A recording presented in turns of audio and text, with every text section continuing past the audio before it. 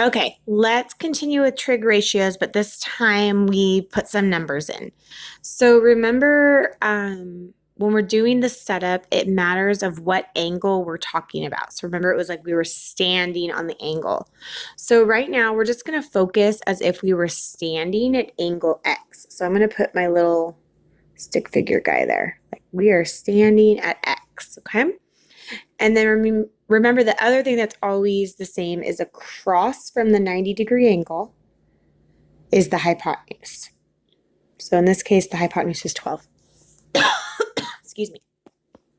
Okay, so now with sine, it wants us to set up a ratio of sine when I'm at angle X.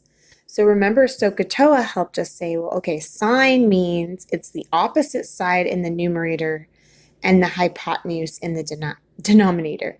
So if we're talking about where we're standing, then we can draw a little line and we know that 5 is my opposite side. Okay, which then my adjacent is the one next to me. And you're like, well, there's two next to me, but this one's already taken for the hypotenuse. So the one next to me, the other one, is the adjacent side.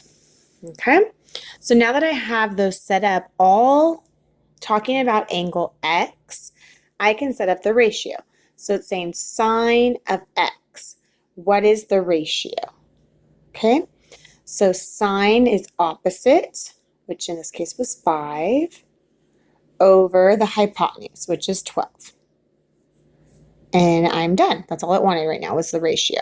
We'll learn to solve later, but right now this is all it wants, okay?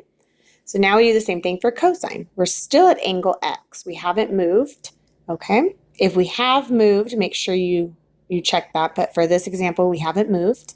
So we're still up here, but cosine is adjacent in the numerator and hypotenuse in the denominator. So remember, sine, cosine, tangent, okay?